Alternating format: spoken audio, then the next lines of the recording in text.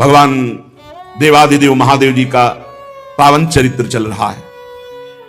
भगवती सती जी ने अपने शरीर को योगाग्नि में भस्म करते समय एक वरदान मांगा कि जन्म जन्म भगवान शिव हमारे पति रूप में हो, और शिवमय भाव करके शरीर को छोड़ दिया। योगाग्नि ने शरीर को भस्म कर दिया। अंबाजी हिमांचल और मैना से पार्वती के रूप में प्रकट हुई। एक दिन भगवान के परम प्रिय मनोह स्वरूप देवर्षि नारद जी पधारे। हिमांचल ने चरणामृत उतारा, चरणामृत की आरती पूजा करके भोग पवाया और फिर कहा, आपकी कृपा से परम कुशल मंगल है, हमारे यहां एक कन्या रत्न की प्राप्ति हुई। मैना जी को आदेश किया, पार्वती जी को लाई। बहुत त्रिपुर सुंदरी भगवती हैं। देवर्षि नारद जी दृष्टि से देखते ही समझ गए, ओहो ये तो आद्या शक्ति है। बड़े सद्गुण वर्णन किए। कहा, अब सावधान होकर के सुनो, समस्त सद्गुणों की खान तुम्हारी कन्या है, पर इसमें कुछ दोष जो मुझे दिखाई दे रहे हैं। इसको जो पति मिलेगा वो थोड़ा योगी। अब योगी क्या, योगिंद्रो मुनिंद्रो के गुरु हैं भगवान शिव। जटाधारी, ऐसी वैसी जटा थोड़ी है कि जन साधारण जटाएं हों, नहीं। और कभी दिगंबर रहते हैं, कभी बागंबर धारण कर लिया। और अमंगल वेश, चिता की भस्म लगाना, मुंडों की माला पहनना, सांप पीछे के आभूषण धारण करना, भूत प्रेतों का साथ करना। अस स्वामी यही का मिली परी हस्तश्री। माता जी तो प्रसन्न हो गई सुनकर के कि भगवान हमारे प्राण प्रीतम शिव का इस हमारी रेखा में लिखा हुआ है पति रूप में वर्ण करना। लेकिन मैना हिमवान सखियां सब शोक अश्रु विमोचन करने लगी। आनंद अश्रु मैया के, पार्वती जी के आंखों से, और शोक अश्रु मैना, हिमांचल और सच। इतनी त्रिपुर सुंदरी, और इनके लिए ऐसा वर। हिमवान जी ने कहा, कोई उपाय है जिसके द्वारा हम अपनी पुत्री के इस भाग्य को पलट सकें, क्योंकि हमारे पास कोई कमी तो है नहीं। ऐसा कोई अनुष्ठान, कोई उपाय। तो कहा, मुनीश हिमवंत सुनो, जो विधि लिखा लीलार, देव दनुज नर नाग मुनि को न में तनहार। ऐसा कोई देवता ही नहीं पैदा हुआ, ऐसा कोई दैत्य नहीं, ऐसा कोई मनुष्य नहीं, ऐसा कोई नाग नहीं, ऐसा कोई मुनि नहीं कि जो भाग्य में लिखा हुआ है उसको पलट सके। बैठा लो दिमाग में, सत्संग सुनते हो, इस बात को बैठा लो दिमाग में।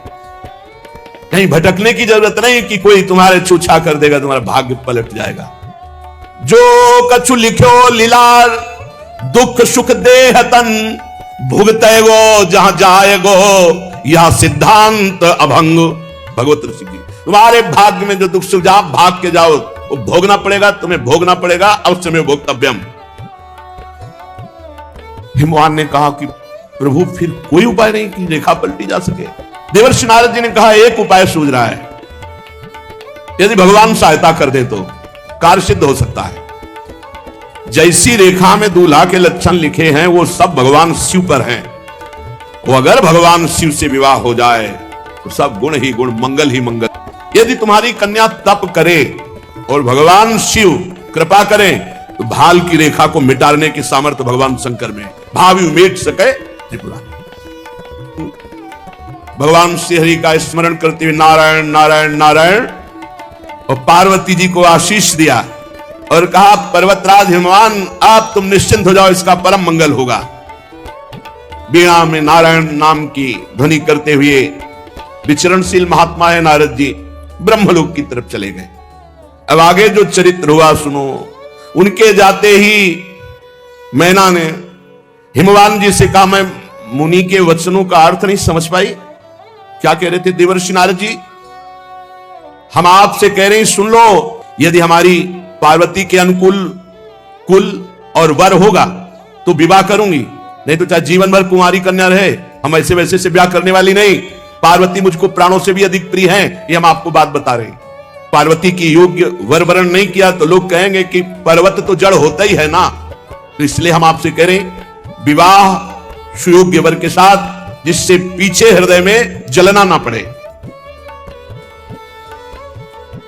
और चरण पकड़ लिया हिमवान के, मस्तक रख दिया मैना जी ने। तब हिमवान ने उठाया और कहा, आप कैसी बात कर रहे हो? आप क्या समझते हो हम किसी को भी पार्वती जी दे देंगे? पर इतना जरूर समझ लो, देव ऋषि नारद के वचन कभी अन्यथा नहीं हो सकते। अपने प्रीतम हिमवान से एकांत वार्ता करके मैना जी पार्वती जी के समीप गई और बड़ा दुलार करके गोद में बैठाला। अभी नौ किशोर अवस्था की तरफ माता जी का पदार्पण हो रहा है। बार बार हृदय से लगा रही, माथा चूम रही, गला भराया। पार्वती जी सर्वज्ञ हैं। माता जी के मन की बात जान करके बोली कि मैं जान रही हूं आप जो बोलना चाहती हैं, आप प्रेम विवशतावश बोल नहीं पा रही। माता जी ने बहुत प्रकार से समझाया और प्रणाम किया माता पिता को पार्वती जी ने, और अपने प्राण प्यारे भगवान शिव के लिए तपस्या करने के लिए चली। बस एकांत में आसन जमाया, भगवान शिव का ध्यान करते हुए गर्मी सर्दी बरसात खुले भगवान शिव का ध्यान, सब द्वंद्वों को सहना, शरीर की शुद्ध भूल गई, शिवाकार वृत्ति। कितना समय व्यतीत हो गया? 1000 वर्ष। 1000 वर्ष। बारी बताशा, बारी जल बताशा वायु। पत्ते भी खाना जो शाक्य थे उनको छोड़ दिया, बहुत समय तक केवल जल, एक बार उसको भी छोड़ दिया, जल को भी छोड़ दिया, केवल श्वास चल रही है। भारी तपस्या। फिर बेलपत्र जो जमीन पर गिर के सूख जाते, 3000 वर्ष तक ऐसे बेलपत्र को मुख में, सूखे हुए बेल, फिर उसको भी छोड़ दिया। पुनि परिहरे सुखाने उपरना, आप तो प्राण भी सूख गए। माता जी का नाम पार्वती जी का अपर्णा हुआ। आकाशवाणी हुई, हे अपर्णा, हे पार्वती जी, तुम्हारा मनोरथ सफल हुआ, तो अब इस कठिन क्लेश तपस्या को त्याग दो, भगवान शिव तुम्हें प्रीतम रूप में मिलेंगे। ऐसा आज तक किसी ने तप नहीं किया। बड़े बड़े ब्रह्म ऋषि, बड़े बड़े मुनि महात्मा, किसी ने ऐसा। अब इस आकाशवाणी को तुम सत्य मानो, निरंतर परम पवित्र हृदय में बात धारण कर लो, भगवान शिव तुम्हें पति रूप में मिलेंगे। तुम्हारे पिता तुम्हें बुलाने के लिए आएंगे। ब्रह्मा जी की प्रेरणा से तुम्हें हट छोड़ करके पिता की आज्ञा का पालन करना चाहिए। जान लेना, जब पिता बुलाने आए, सप्तऋषि मिले, मेरी वाणी सत्य है, ऐसी आकाशवाणी हुई। पुलकित हो, सफल मनोरथ हो गया। कितना सौभाग्य, प्रीतम रूप में भगवान शिव मिलेंगे। अब इधर भगवान शंकर की दशा विचित्र है। सती स्वरूप से शरीर त्याग करके पार्वती रूप में भगवान शिव के लिए तपरायण अंबाजी पार्वती जी, नंद भगवान शिव, मोह रहित, मद रहित, काम रहित, भगवान आत्मस्वरूप प्रभु के निरंतर चिंतन में मगन, कभी समाधिस्थ, कभी उन्मत्त विचरण कर रहे हैं, असंग। कभी कभी कोई मुनि जन आ जाते, प्रश्न करते तो उपदेश कर रहे हैं। यद्यपि भगवान अकाम है, फिर भी सती जी के वियोग से दुखी है। भगवान श्री हरि प्रकट हुए और कहा, प्रभु मैं एक प्रार्थना करना चाहता हूं आपसे। भगवान शंकर ने कहा, आदेश कीजिए। पार्वती जी का जन्म और तपस्या में संलग्नता और आकाशवाणी, ये सब पूरी बात महादेव जी से बताया। सती जी का जन्म हो चुका है पार्वती के रूप में, उन्होंने आपके लिए भारी तपस्या ठान रखी है। आकाशवाणी हुई है कि आप ही उनको पति रूप में प्राप्त होंगे। पूरा पार्वती चरित्र सुनाया। हमारा ये जो वचन है, विनय पूर्वक इसे स्वीकार करें। आप जाएं, दूल्हा बने और पार्वती जी से विवाह करें, हमारी इच्छा है।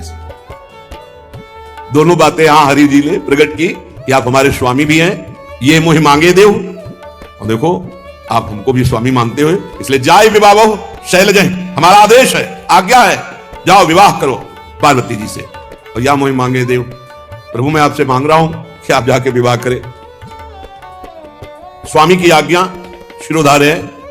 सिरधरि आयस करी तुम्हारा परम धर्म या नाथ हमारा। आपकी आज्ञा का पालन कर। यद्यपि काशी यद्यपि उचित असना, इस समय जो हमारी स्थिति है वो आप जानते हैं प्रभु, पर आपकी आज्ञा, स्वामी की आज्ञा पालन करना ही सबसे बड़ा धर्म है।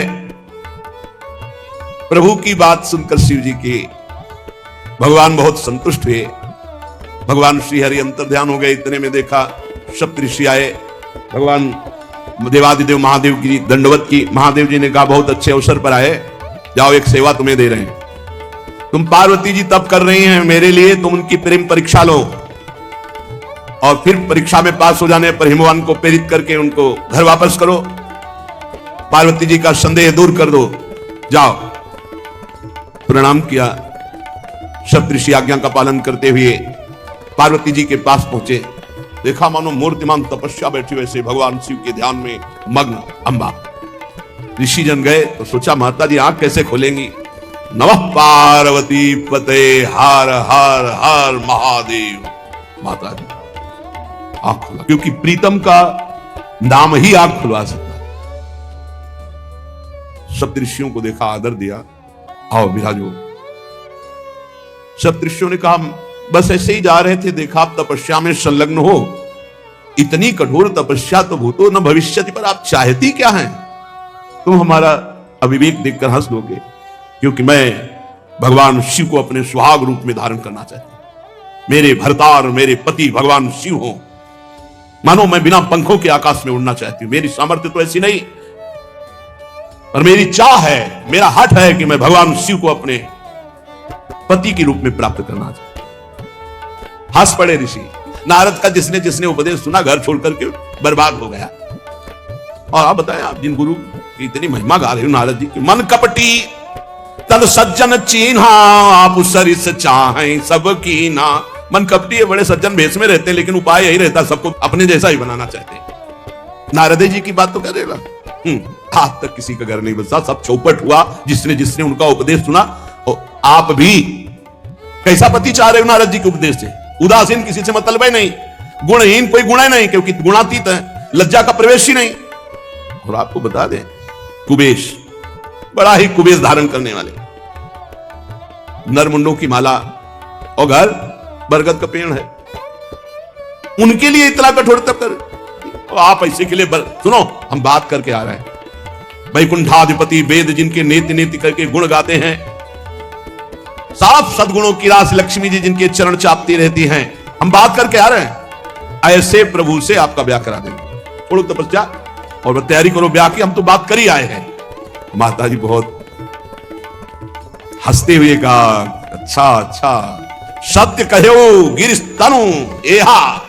सत्य सत्य कहा कि पहाड़ से, पर्वत से, जड़ पर्वत से हमारी उत्पत्ति हुई है। तो आपको यह भी पता होना चाहिए कि पर्वत को कोई डिगा नहीं सकता। चाहे जितना बड़ा तूफान आ जाए तो हट न छूटे बर देहा। हम पर्वत से उत्पन्न हुई, हमारा हट नहीं छूटेगा, भले शरीर छूट जाए। आपको पता होना चाहिए कि पर्वत से ही स्वर्ण की खाने पैदा होती है, और स्वर्ण को जितना जलाया जाता है उतना ही वो तेज प्रकाशित करता है। तुम जितना हमारे विपरीत बोलोगे उतनी हमारी निष्ठा और पक्की होगी। आपने नारद जी के प्रति, हमारे गुरुदेव के प्रति ऐसा कहा कि वो कपटी है, तो आप सुन लीजिए। मैं अपने गुरुदेव नारद जी के वचन नहीं छोड़ सकती, चाहे भवन बसे, चाहे उजड़ जाए, आज ही सब नष्ट हो जाए, इसकी मुझे कोई परवाह नहीं। जिसको अपने गुरुदेव के वचनों पर विश्वास नहीं, उसे कभी भी सुख और सिद्धि की प्राप्ति नहीं हो सकती। माना कि महादेव जी समस्त गुण भवन है, भगवान विष्णु समस्त सद्गुणों की खाने पर तुम्हें पता होना चाहिए सप्तऋषियों, जिससे मन जिसका रम जाता है उसको उसी से काम होता है। मेरी तो मैं करोड़ जन्म की बात कहती हूं, हर बार जन्म लूंगी और तपस्या करूंगी और पति रूप में भगवान देवादिदेव महादेव को प्राप्त करूंगी। अपने गुरुदेव नारद के उपदेश को नहीं छोड़ सकती, चाहे भगवान इष्ट शिव जी आकर सैकड़ों बार मुझे समझाए तो भी नहीं मान सकती। सप्तऋषि साष्टांग दंडवत हो गए क्योंकि वो आए ही थे परीक्षा ले। और हिमवान से कहा जाकर के पार्वती जी की तपस्या पूर्ण हुई, भगवान शंकर वर रूप में मिलेंगे, जाओ उनको लेवा लाओ। और भगवान शंकर के पास जाके कहा, प्रभु बिल्कुल अनन्य आपकी, किंचन मात्र कहीं अन्य कोई गुंजाइश ही नहीं है। अब देवताओं ने सब समाचार सुना, सीधे वैकुंठ पहुंचे, ब्रह्मा जी को ब्रह्मलोक से वैकुंठ से हरि को, और कहा प्रभु तुरंत कैलाश चलो, दोबारा समाधि न लगने पावे। क्योंकि फिर वो अपने मन को समाधि में लगा लेंगे। विवाह की बात तुरंत रख दो चल के, अब समय मत दो। सब गए और बोले हम तो सब बाराती बनने के लिए बिल्कुल तैयार है, दूल्हा बन जाओ आप, और विवाह आप समय नहीं देंगे आपको समाधि का। प्रभु पार्वती ने अपार तपस्या की आपकी प्राप्ति के लिए, अब अंगीकार कीजिए। भगवान शिव मुस्कुराए। ब्रह्मा जी ने कहा, दुंदुभी बजना शुरू हो गई, जय हो। ब्रह्मा जी ने कहा, सब तैयारी करो, बारात की तैयारी करो, क्योंकि इनके पास तैयार होने के लिए कोई व्यवस्था थोड़ी, सब तैयारी करो। नगाड़े बजने लगे, जय हो जय हो। भगवान शंकर ने कहा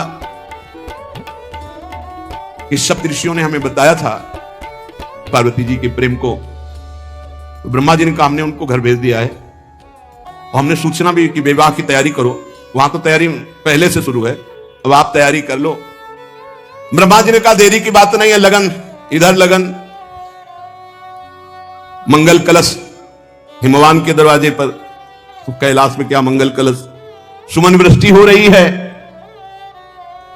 ब्रह्मा जी ने कहा देखो दूल्हा रहोगे आप, पर आगे नहीं रहोगे, सबसे पीछे तुम्हारी बारात रहेगी, सबसे पीछे भगवान शंकर। अब अपने अपने सब वही कैलाश में श्रृंगार हो रहा है।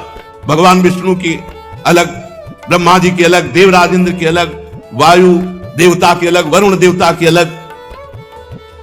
भगवान शंकर ने हुंकारा भरा कि आ जाओ भाई हमारे पार्षद, हमारी भी तो बारात है, तो आओ सब हमें श्रृंगार करो। दूल्हा का श्रृंगार हो रहा है। दूल्हा कौन है बस यही ध्यान रखना है, देवादिदेव महादेव। तो अब इनका श्रृंगार कैसा होगा, इनकी बारात कैसी होगी, आज कर लेने दो श्रृंगार, कल विवाह करते। श्री राधा वल्लभ।